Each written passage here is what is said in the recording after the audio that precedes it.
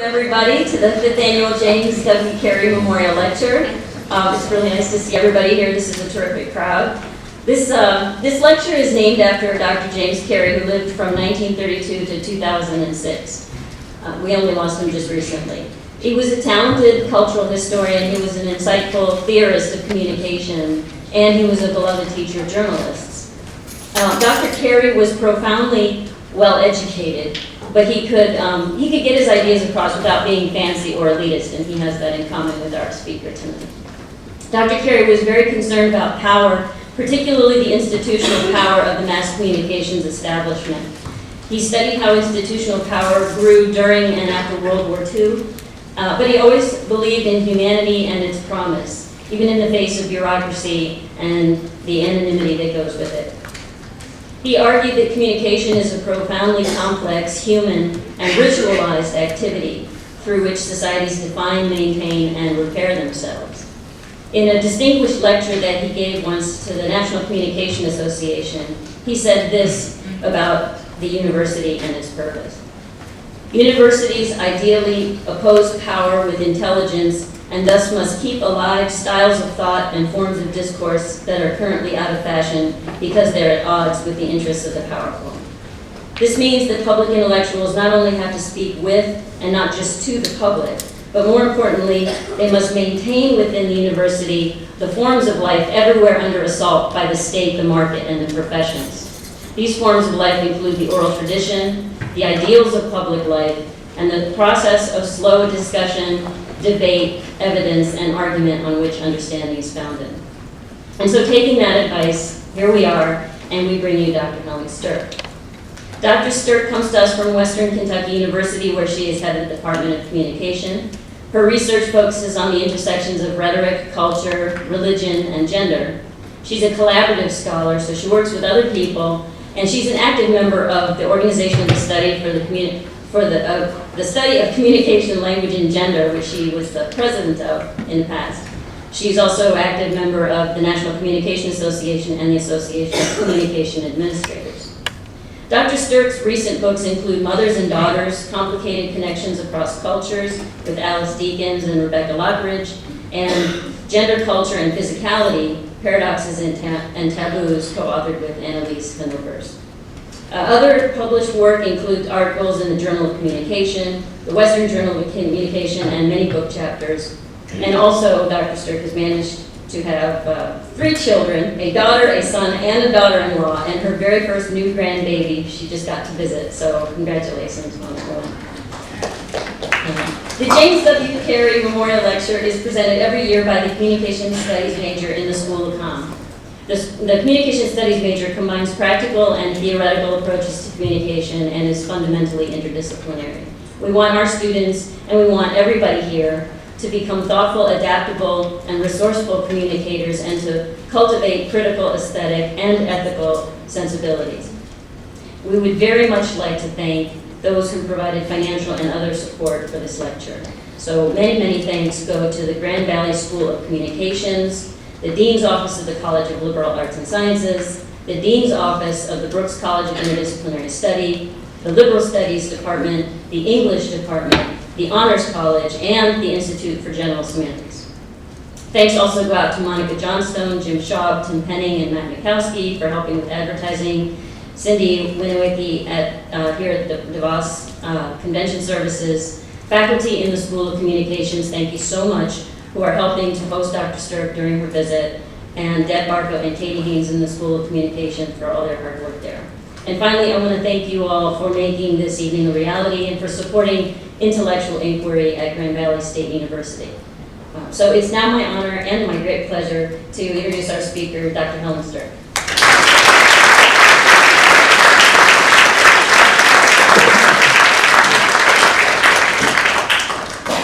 Well, first of all, we thank you for being here. It's a Tuesday night. You could probably be any place that you felt like being instead of here.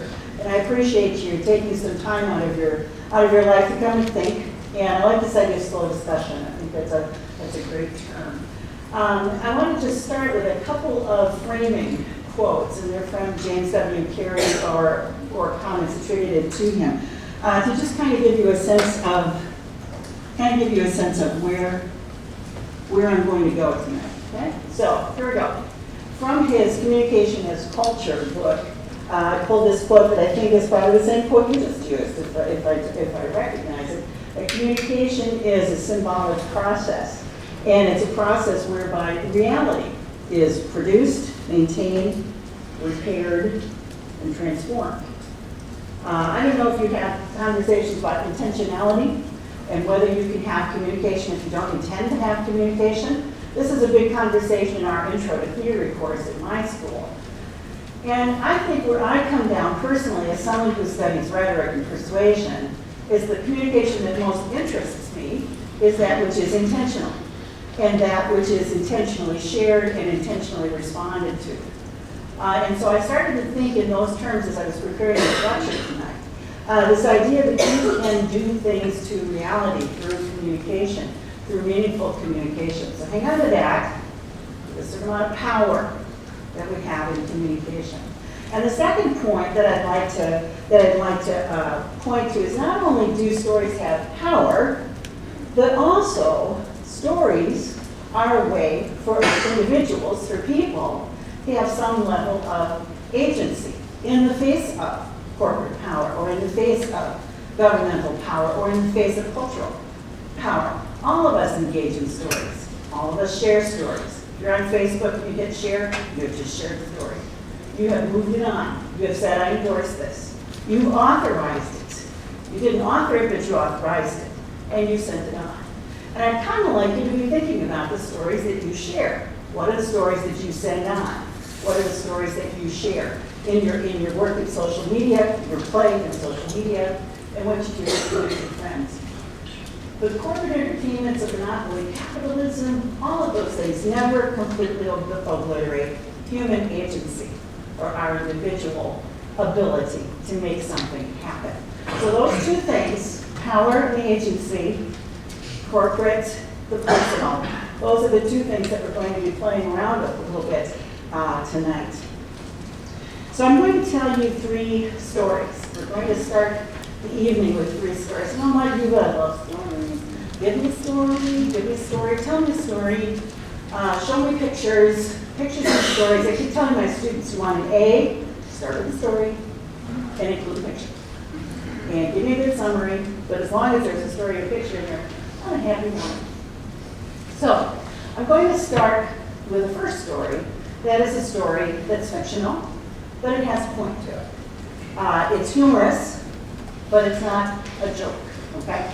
So it is a story about a pope and a rabbi, set in many, many, many years ago in the far-off mists of time. So the pope and the rabbi, they both live in Rome. It's during a period of time where the pope's advisors are quite upset with the Jews who are in the city and said it's time that we get them out of the city, that we just expel them, they just need to leave. And the pope says, well, you know, that's just a little harsh. They've been living here a long time, couldn't we just live and let live? What do you think? And they said, no, can't do that. They pose a threat to Roman Catholicism. We need to get them to the city. And the pope says, all right, let's have a compromise. How about a compromise? Let's have a test. Let's have a test. And we're going to test their most brilliant person. So we will ask the Jewish community to send their most brilliant person to be tested. And if that person can pass the test, then the Jews may stay. Now I'm going to back up slightly because I want to tell you where I heard this story. Because telling the story about a pope and rabbi is a little bit on the dangerous side, especially for someone who is not Jewish, as I am not. I heard this story from my friend, my mentor, my professor, Dr. Samuel Becker, who Dr. Peterson knows pretty well, who was a media scholar. He was the chair of the department at the University of Iowa. He was the president of the National Communication Association, Central States Communication Association, highly regarded media studies scholar. Sam is also, or was Jewish, and was married to a Jewish woman who was saved from the Nazis on the Kinder transport. So when I heard Sam tell this story, a Jewish man tell the story, I thought I can hang on to his coattails, and I'm going to tell the story too, because it's a pretty darn good story. All right, so back to his advisors, back to the rabbi. So the Pope sent word to the Jewish community, said, you're the most brilliant person, we're going to have a test. If that person passes the test, you can stay in the city. If the person fails the test, then you must leave. Oh, gosh, we're going to send. So of course they send the rabbi, because he is their most wise person. Maybe not the most brilliant, but the most wise. He is the most wise person. So the rabbi goes to the Vatican, led to the Pope, and the Pope says to him, I'm going to give you a test. When you pass this test, there are 3 questions. And if you pass the test, your people may stay here and we welcome you into the community. If you fail the test, you and your people must leave right away. The rabbi goes, okay, what's he supposed to do? You know, he's not really in a position of power. And the Pope says, just to make this really a test, it's going to be nonverbal. And so the rabbi goes, fine, you're the one setting the terms. Let's go for it. All right, so the Pope says, here we go. And so the Pope says, here's the first question. And the rabbi goes, and the Pope says, Jimmy, that you are so right. Thank you for your insight. And the rabbi goes, okay. And then the Pope says, here's your second question. And the rabbi looks at him and goes, and the Pope says, oh, that could not have been answered better. It just could not have been answered better. I can't believe that you understood that so well and really got it. And the rabbi goes, okay. And then the Pope reached inside his cassock and he brought out an orange. And he held it out. And the rabbi looked at him, reached into his pocket and brought out a piece of matzah. And the Pope said, you've got me. He said, clearly, you've got me. These answers could not have been any better than they are. These are brilliant. You may stay. So the rabbi says, all right, I'll go to the people. We're good to go. All right, so the rabbi leaves, and the Pope's advisors say to him, what were the questions? What were the questions? And the Pope says, well, they were very important theological questions. The first question I asked him was, do you believe there is one God and only one? And he said to me, yes, but do not forget Jesus Christ and the Holy Spirit. Of course. Second question I asked him, do you believe God is transcendent over everything in this world?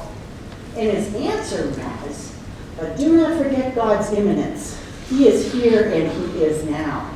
It's just so good, so good. And he said, and I brought out the orange just to test him about the nature of the scientific world, to test him on whether he thought the world was round.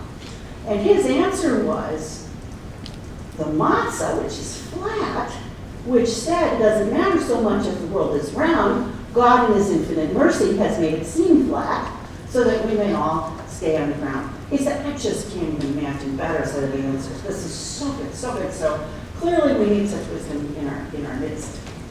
All right, so the rabbi goes back to his group of people and they say, well, what were the questions? He goes, I don't know. I really don't know. This guy, I don't know. Because first, he tried to poke my eye out. And so I, stopped him. I just didn't let him poke my eye out. So that was the first thing. He said, and secondly, he said, you choose how to go.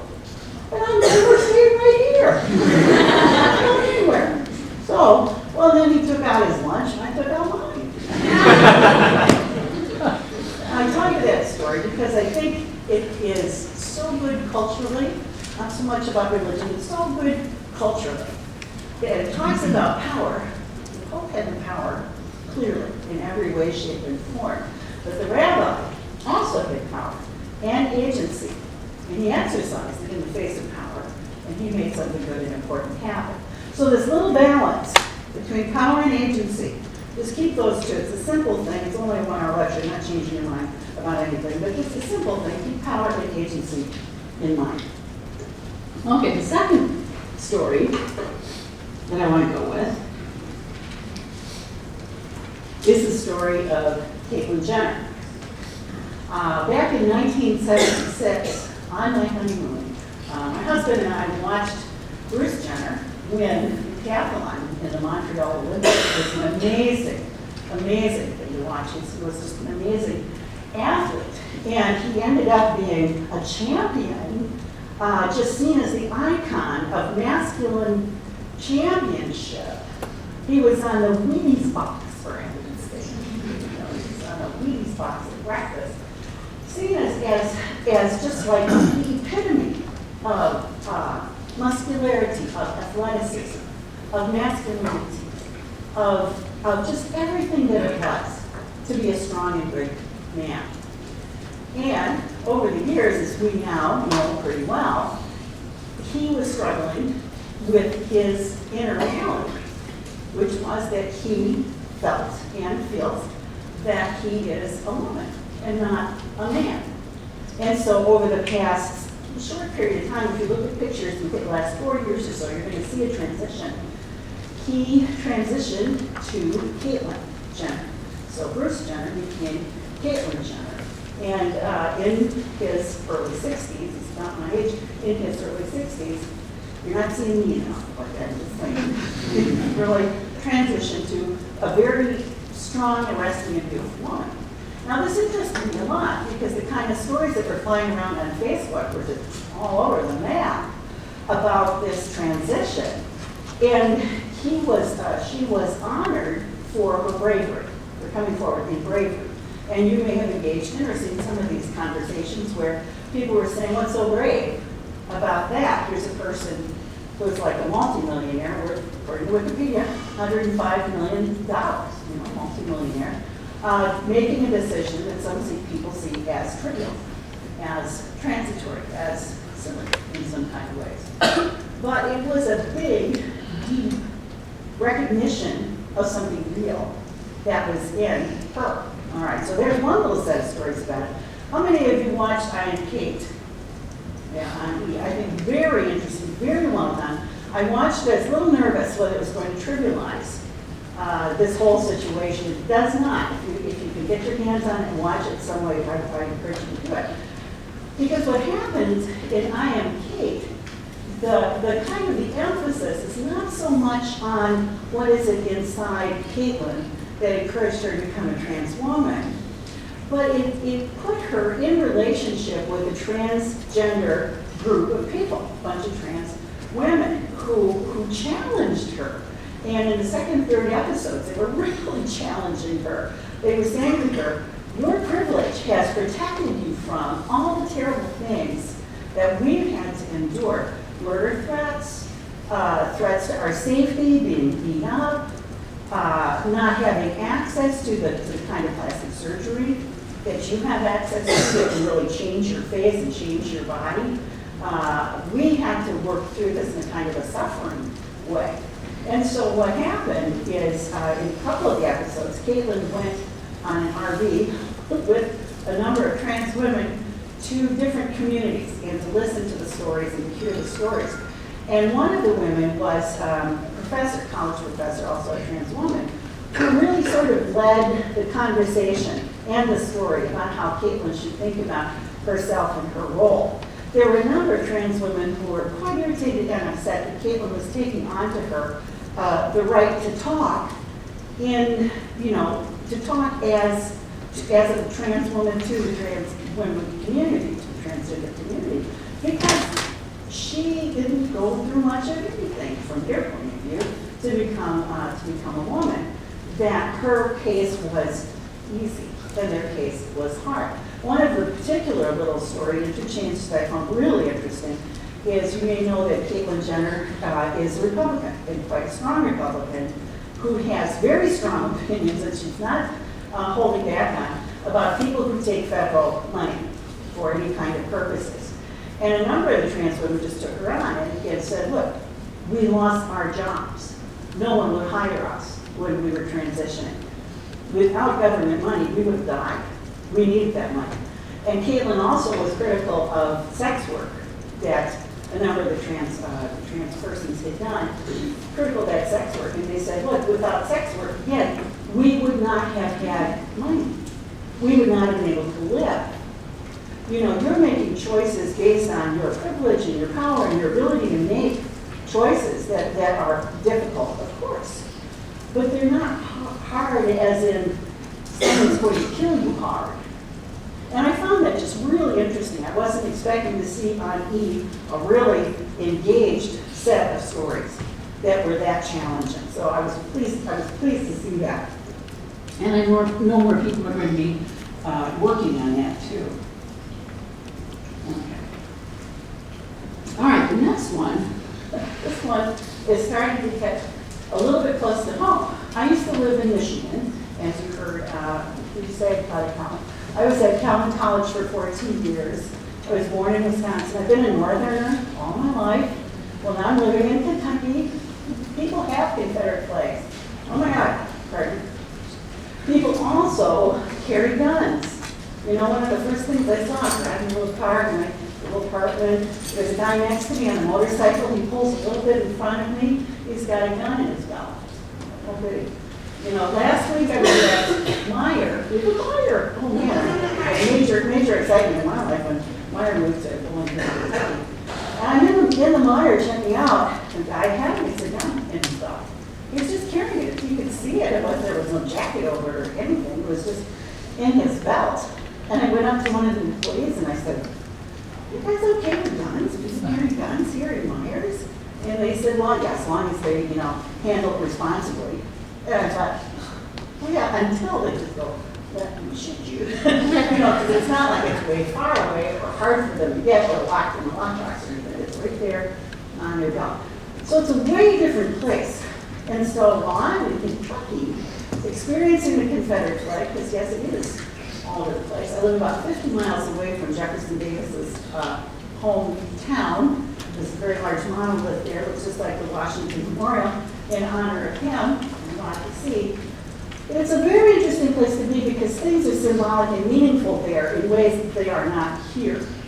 And so running through this story of Charleston, South Carolina, and Dylan Roof, 21, I'm going to get some of the details right, so I'm just going to go to my notes here in a minute.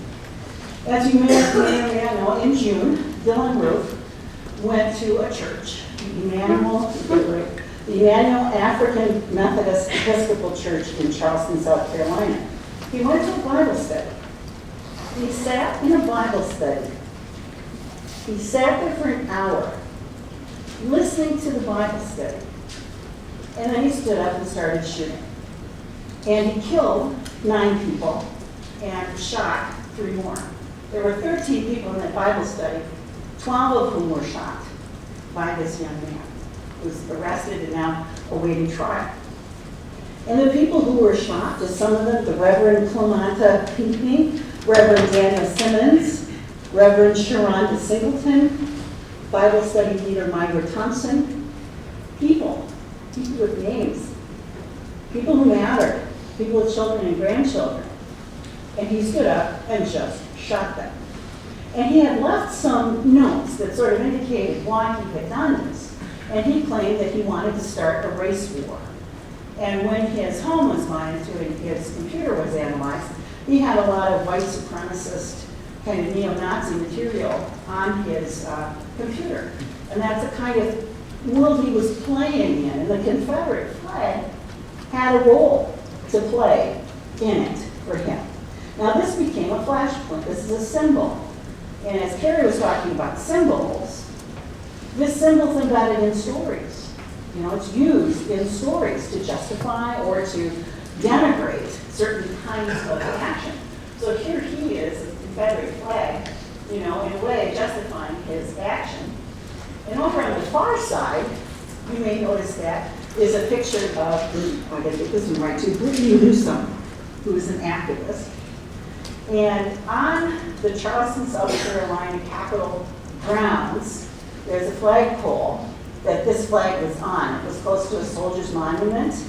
It had been on the top of the dome of the State House for 40 years. And then in 1961, it came down, and it was still on the State House grounds, but it was closer to the ground. So she climbed up the pole and took down the flag and was promptly arrested. So this flag became a real argued symbol. very important kind of argued symbol. Now, not everybody saw a nuisance act as meaningful, or as meaningful or important enough as protest. And there was one person quoted in, quoted in the Charleston Post and Courier, a 75-year-old man who said, "I don't hate anybody. We feel like it's part of our history. It's part of the South." That's what it means to be part of the South. Well, I was just looking this afternoon, reading a little bit more about this Confederate flag incident. I ran across a quote from another kind of elderly man who said that he was 15 in 1961 when the flag came off the top of the dome and went down next to the State House. And he said what people were chanting at that time was, "Off the dome, in your face. Off the dome, in your face." And he was saying that was clearly not, hey, it's our heritage and part of our history. It clearly had a meaning. And the kind of meaning that that Confederate flag had and has is one that's really linked with racism. It's very difficult to pull that symbol away from the idea of racism. And there was a lot of controversy, even during the time of the burial, which I thought they had the senator, Clementa Pinckney was also a senator as well as a reverend, and his burial, he was lying in state in the State House. And I thought, wow, what a image this is. While people were coming to pay honor to him, they had to walk by this Confederate flag that was still flying. And it was after the funerals, after the memorials, that the South Carolina state government and their governor said it's time for this to come down. So that flag is now down, it's folded up, and it's in a museum. It's in the Civil War Confederacy Museum. It is no longer flying anywhere. Well, these stories, the ones about Caitlyn Jenner, the ones about the Confederate flag, to me, these are stories that are about power and that are about agency and that are about the contesting of it in very public places. I don't know about you, but I did share a bunch of these stories. You know, someone reading my Facebook feed, you know exactly what my political tendencies are. There's no secret to it because all you need to look is at what do I share? You know, that's the question. Very few of us will share equal opportunity. Very few of us are going to share two different sides of the story, or three sides of the story, or four sides of the story. Very few of us act as scholars on Facebook. And my challenge, and it's a challenge to me and not just to you, my challenge tonight is to get us to think about how we engage in these public stories of power and what we do with them and what our own responsibility needs to be when we're engaging in these stories of public power. Okay, so a couple of points. Then we're going to look at another story that's kind of playing out right now. All right, so what do we need to know about public stories? My understanding is that most of you are communication students. And if you're not communication students, I think you're people who are interested in public life. You're interested in how to be a responsible citizen. You're interested in caring about things that matter, and stories definitely matter. Public stories really matter. Because they're told for a purpose. No one tells a public story just for fun, just to share. They're not sharing, they're told for a purpose. They're told to do something. They're told to get you to do something. They're told to get you to think a certain way. They're told to influence you. They're told to silence you. They are told to empower you. They're told to get you to do something. That's what public stories do. They create meaning. They sort of tell us what matters. Because when you listen to a story, you understand who are the major players in this situation. What is the setting? What is the motive? What moves something along? And we are encouraged to see ourselves in that story. We are encouraged to put ourselves in that story. So the creation of meaning is not only meaning about something out there, the creation of meaning is about meaning for us. How are we going to act on this? What are we going to do as a consequence of the story? You know, when I started my own graduate training in rhetoric, the training in those days was very much an argumentation. That you learn how to create these arguments, how to critique arguments. And as time went on, what we learned is that the world is way bigger than just arguments. That arguments and reason and rationality do not run this world. We kind of wish sometimes it did, but what runs this world often is emotion, often is attitude, often is point of view, often is who has got the power to impose their ideas on another person. That's what runs the world. So they create meaning, they carry power. And Walter Fisher, one of the guys in our discipline who back in the late 80s and early 90s was really working this idea through, where he claimed that there was a narrative paradigm. There may have been an argumentative paradigm, a rational paradigm, but he said we are in the era of the narrative paradigm, where story is what moves us. And he had two tests for story that I think hold up. I think this is really classic, just because something came out in the late 80s doesn't mean it's not a classic. They can be tested for fidelity, is a term that he used. And what Fisher meant by fidelity was if you're telling a story that is non-fiction, okay? You're entering into the story about Caitlyn Jenner. You're entering into the story about Dylan Roof. It's non-fiction. It can be tested for, is it true to what happened? All right, that's what fidelity means. Is it true to what happened? And if you watched the Republican debate that happened just a few days ago and heard Carey give a very dramatic and graphic description saying that the Planned Parenthood video, sort of exposing Planned Parenthood for selling body parts, showed a fully formed baby, arms and legs moving, heart beating while they were talking about killing it in order to get its body parts. That story is 100% false. That image is not in the Planned Parenthood, the video shot about Planned Parenthood, and that image is not in the 24 hours or so of footage that was shot out of which that video was created. She told a story that was a flat-out, 100% lie. But if you watched it, she looked like she really believed it. And you go, wow, she's just telling the truth. Planned Parenthood is ripping apart little babies. This is terrible, Walter Fisher said, take a step back. The reality check, is that a true statement? That was not a true statement. So they can be tested for fidelity, and they can be tested for coherence. And coherence simply means, does the story fit together? Does the story make sense as it's told?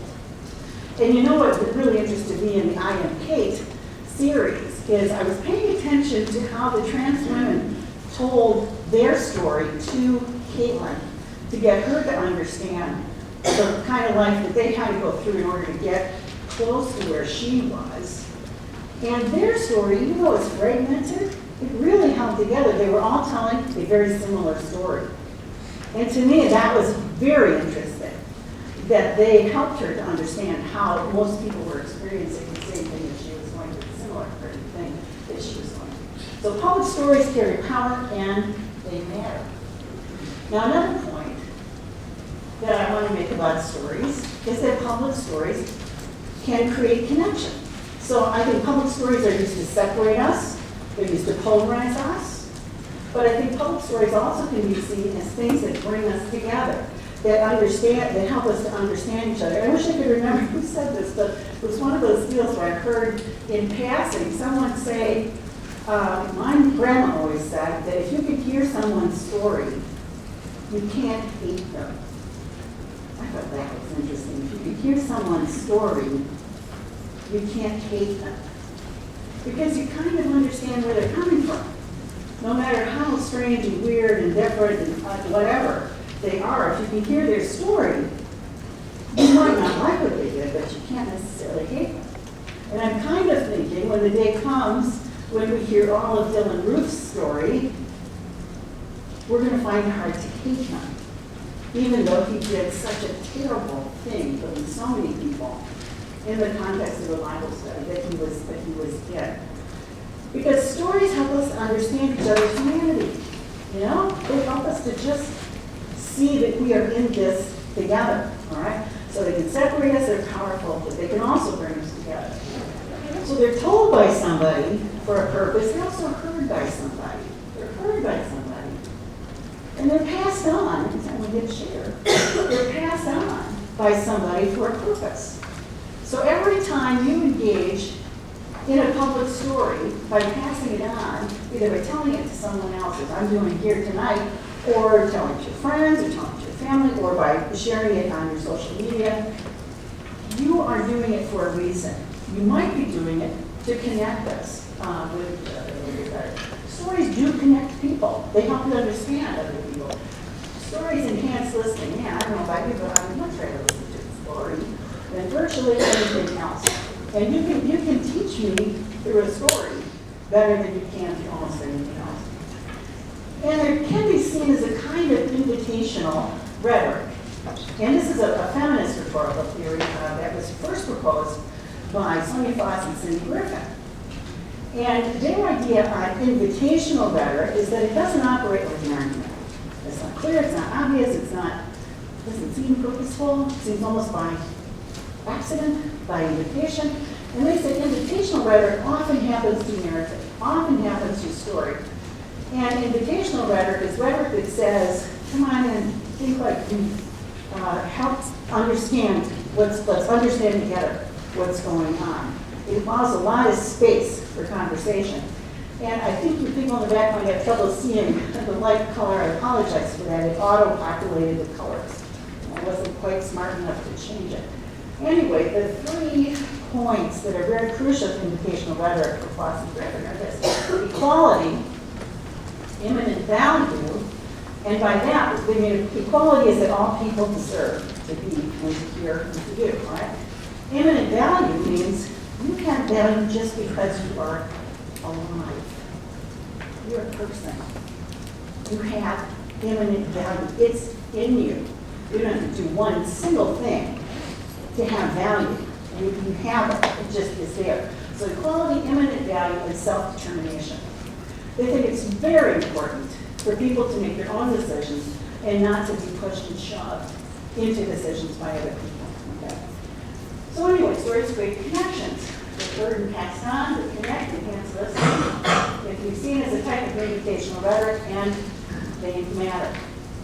So as I was thinking about these kinds of stories, those of you who heard me this morning talk about the research that I've done into birthing, I talked a little bit about a kind of an ethic of care. I don't know if I actually used that term, I should have used it. Because a lot of my work is built upon this 5-part ethic of care, and which I draw completely from Gerda Lerner. I do no credit for myself for this because it was her set of ideas in a 1994 book called The Creation of Feminist Consciousness. And she talks about people understanding themselves as being feminist. And as I read it, I thought, with not too much turning, you can say if you are in a communication system that uses these 5 points seriously and realistically, what you are in is an invitational rhetoric system, and you're in a system where people matter. You're also in a system where power matters. I'm not a person who says, hey, isn't it great? Men talk this way, women talk that way, isn't it fabulous? Let's all get along. Or white people do this, and black people do that, isn't it fabulous? Let's all get along. I'm not that kind of person, because I understand that power systems exist. And the power systems are real. They're power systems that could lead to someone's murder. Look at Dylan Roof. He operated with a symbolic power system that led to him choosing murder for people. All right, so here we have kind of a care ethic of care. Stories that connect us in this context of about stories. What are they going to look like? What are they going to look like? All right, well, first of all, they're going to be clear that there's symbolic power here. That anytime you're operating in a system of meaning that has an impact and makes a difference in the world, there's power, all right? Don't be ignorant of the power that's operating around you. So they indicate a knowledge of symbolic power. An ethic of care, stories that connect, also are going to do the second thing. They're going to show that no matter what that system of power is, every single person in that system has some little bit of agency. And if you need like an example that's really going to stick for you, you might think of Rosa Parks. who in many ways, I mean, she was an activist, she was a trained activist. She was one person though, and who did one act and sat in front of the bus instead of the back, and became an icon for the civil rights revolution that happened in this country. She had power, even in a system that said she would not. Okay? Third, human beings are interconnected, that we matter to each other. Fourth, we were talking about connected stories. We were talking about encouraging people to tell stories from their own point of view.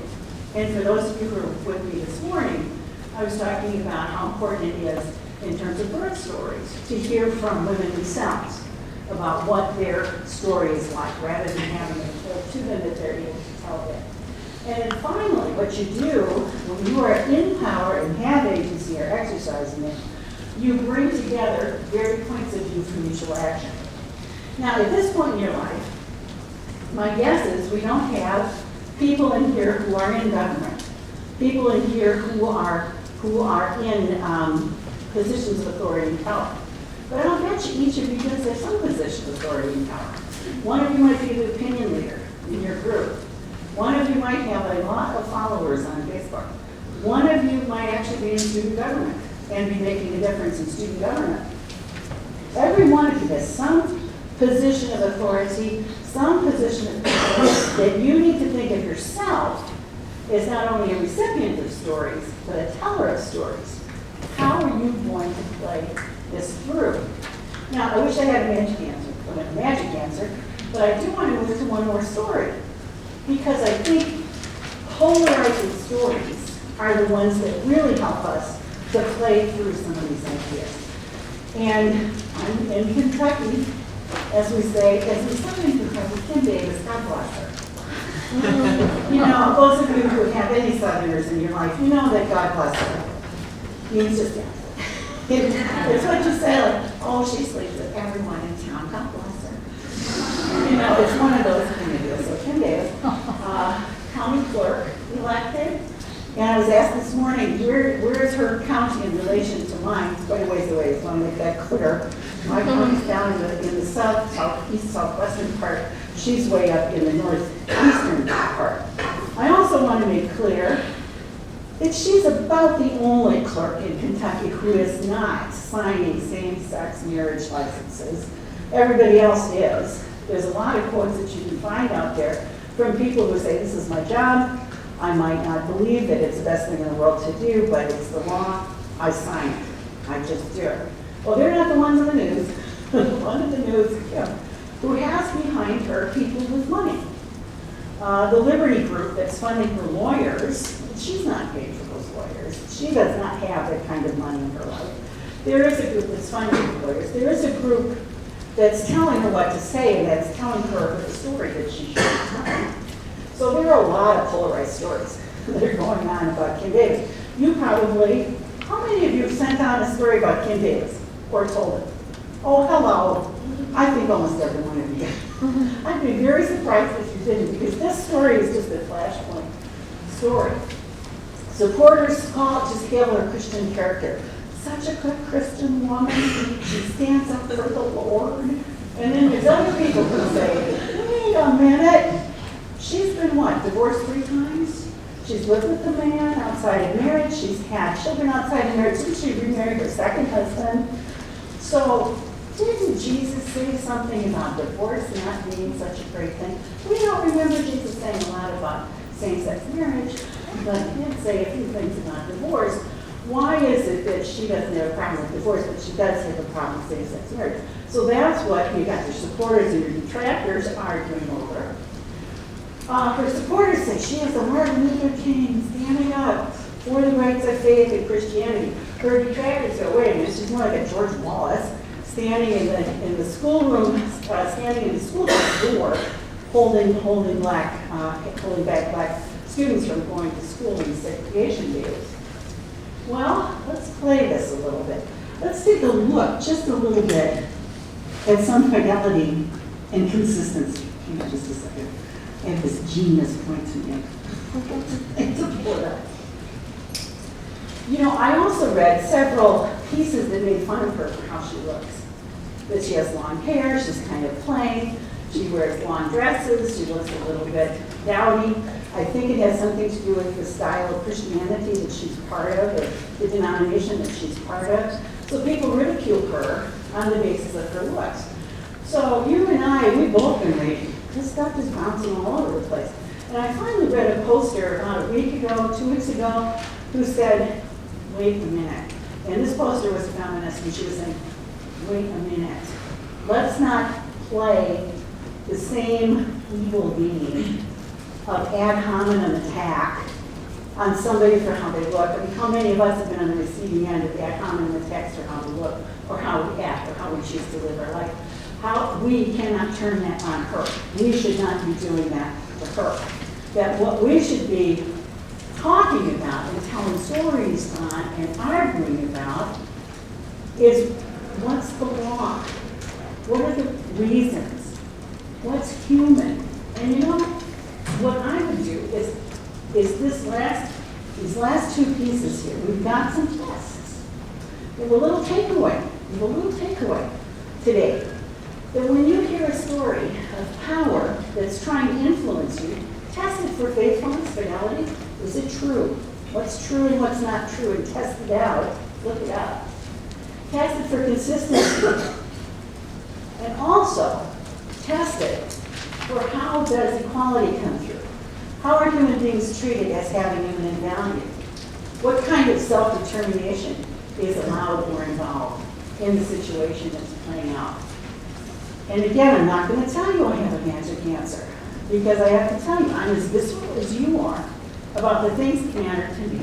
When I hear a story that touches those nerves, those things that really matter to me, it's like, whoa, I get mad, I got to share it with everybody, I'm passionate, and so on, thanks, you know, but not so much after tonight, because I have to be better than my visceral.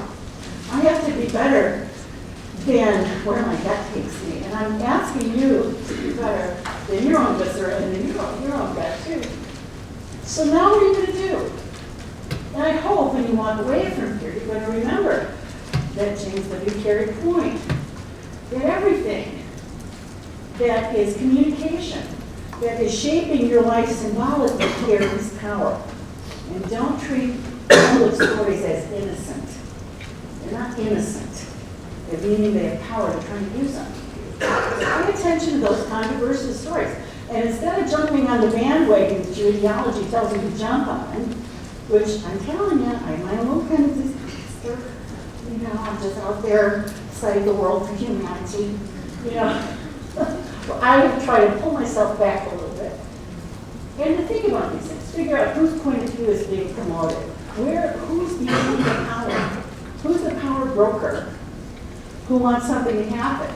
Like if you're a person who's pro-life and you've been watching this Planned Parenthood video, if you've seen it, and you think, oh, this is terrible, Planned Parenthood is doing this, you need to do your research to find out how that video was constructed and created in order to figure out whose point of view is being promoted, whose money paid for that video, all right? Whose money is paying for Kim Davis's support and legal services? You need to ask yourself that question. Whether you like it or not, seek out other points of view. Don't just jump into the ideology that fits where you live this moment. Seek out other points of view. Put those tests in place. Ask yourself, is it true? This is probably the best question you can ask, to seek out whether something is true. I'm telling you, I was listening to Carly from the arena. I had not seen the Planned Parenthood video, and I thought, wow, I'm a pro-choice person, but if that video really showed that, that's terrible. It's just terrible. No one can really say that's okay. And then the fact-checking started, you know, the day after the Republican debate, and it came out that she completely cooked the whole thing up. I go, wait a minute. She is not being faithful. So don't hang on to that. It's not faithful. Test out for how are human beings presented in this story. Are they shown as having equal, status in the world? Are they shown as having value? Or are they shown as being able to determine for themselves who they're going to be and what they do? And then this last one you can do. work to create shared understandings that lead to creative action. I think, I just love young people. I tell you, there's a reason that I teach. If I just hung out with other 60-year-olds, life would be so utterly boring. You know, we wouldn't be doing anything. We'd be listening to 70s music all the time. Nothing new would be in my life. And gay people would be invisible if I hung out with 60-year-old people.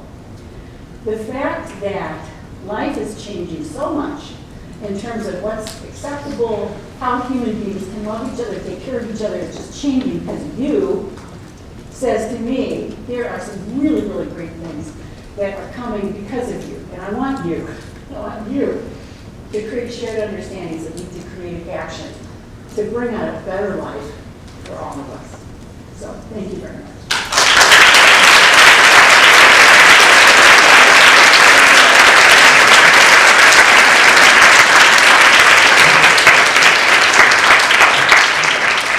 I think I went too long, Tom. I've been on a roll. I think we have a little time. I start telling the stories. If you want to make a comment or ask a question, there's a microphone right up front so everybody can hear what you have to say. So come on up. Start us off. A comment or a question.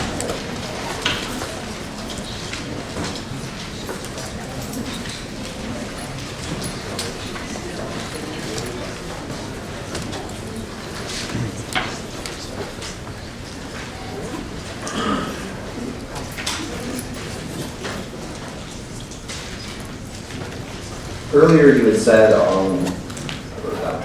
you define human agency as our ability to make things happen. Do you feel like social media might be replacing that sense of agency for some people? Well, play that out a little bit. What do you mean? So do you think that people might do a post or respond to a story or do something while in the past they may have actually spurred them to action, like maybe go to a protest or actually go down and talk directly with Kim Davis, as opposed to sitting in your room and saying, I don't like Kim Davis? Yeah. Well, you know, I think it's a mixed blessing, and I hope a number of you are in training for media, that you're developing yourself as journalists who are going to be working with social media and other kinds of digital media. It's just changing under our feet. All right, so in old days, pre-internet, the World Wide Web, you know, in the old days, you might have stood up and done something personally, but would have limited impact. Okay? GoFundMe, for example, did not exist. I mean, you can raise money for something that really matters, it's going to make a big difference in somebody's life on social media. I see that as creative action, as creative activism. You know, maybe just ad hominem attacks when you feel like, you know, when you feel like making a comment at the end of a blog or something. That might just be churning rather than making something happen. So I think our challenge is, what can we do to make something positive happen? And I kind of think sharing stories that you think are truthful and really are worth hearing, that's a small thing to do, but I think it's an important thing to do. Because you are speaking then, at least to your friends or to the people who read your stuff, about what matters to you. So it's a mixed one.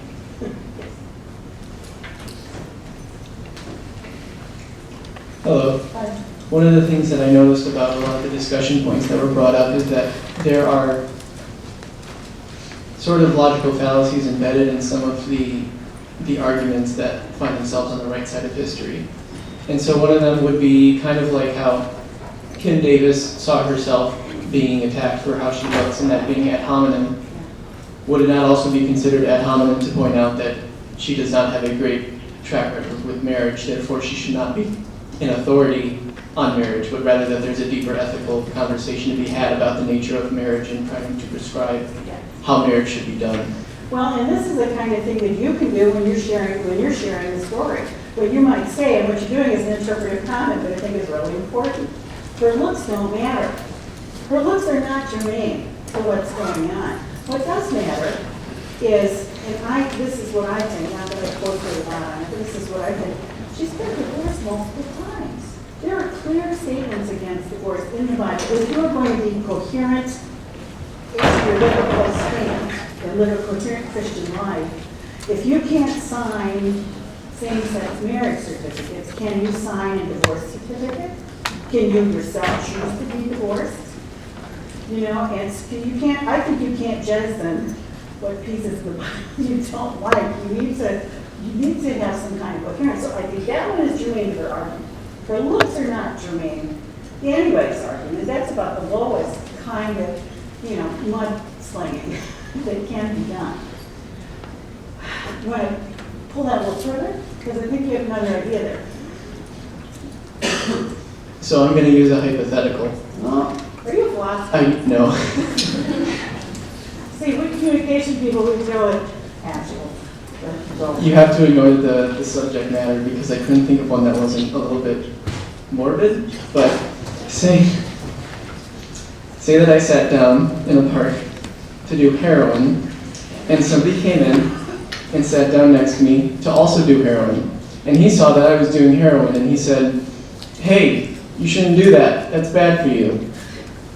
He's not wrong. It's just, it's a little bit, it shows that there's a deeper ethical reason about why people do heroin rather than talking about how people should just not do heroin, period. There's a deeper conversation to be had. And so if Kim Davis has a problem with prescribing how people should have their relationships, maybe there's a deeper ethical problem with state-sanctioned human relationships at the very core. And what's also coming to my mind with your example is you need to consider the source of the story. You need to consider the source of the argument. I mean, that's part of creatively and intellectually in a well-educated way entering into the meaning of the universe of the story. And so, yeah, consider the source. Who's behind what is being said? And does that lead you to believe them more? Or does it sort of downplay their argument? Or do they have a really great argument even though they are very bad person? Like your heroine, for example. I don't know if that speaks to you. I don't have tons of answers, people. This stuff bothers me as much as it does you, I am sure. Anybody else? Comments? Yes? Do I need the mic? Yes, you need the mic. Everyone needs the mic. Well, let's see if I can get it. I know you did it on purpose. Dr. Sterk, yes. Dr. Sterk, can you hear me? Yes. Thank you so much for such a stimulating, fascinating conversation. My mind is racing, so I have a lot of things I want to ask, but I'm going to be kind to this audience and to you, of course, and just give you one, which is the following. As you were speaking, I was persuaded by this idea that there seems to be an ideal set of conditions that is helpful and conducive to the telling of our stories, which is so important. And I really like your ethics of care approach. That's ideal. And to me, it would be a wonderful prescription to offer everyone. My question, however, deals with instances in which that kind of willingness from an interlocutor or an audience is not there, and thus you have to resort to something like disruption or civil disobedience in order to tell a story that you really feel needs to be told. Dr. Sterk, under what circumstances do you think that a story can be told using, through disruption, through civil disobedience, with some success? Can you speak on that? Oh, yeah, I think there's some clear set of examples of that. I don't know if you know the story of Alice Paul.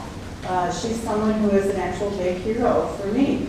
The story of women's suffrage ran 60, 80 years, or from beginning until finally women got the vote. And year after year after year after year, the women were nice, and they dressed in white clothes, and they petitioned, and they marched. And Alice Paul finally said, forget it, nobody's listening to us, this is ridiculous. So she chained herself to the White House fence and publicly said that the president was fighting a war for freedom in Europe when there was not freedom in America. Fight for democracy in Europe, but you do not have democracy in America.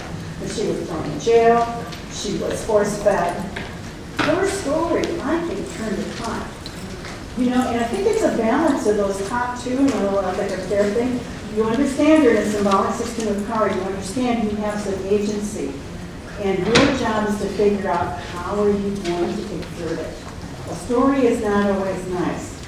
But is the story true? Is the story necessary? Does this moment call for it? I think that that's a great, that's really good. Because sometimes I think when you talk about stories, you go, oh, it's so sweet, it's so nice. And they're not always sweet and nice, but are they true? Do they stand up for equality? Do they value human beings? And do they work towards self-determination? And those are some really good questions. Thank you. That was great. The ethics professor, people.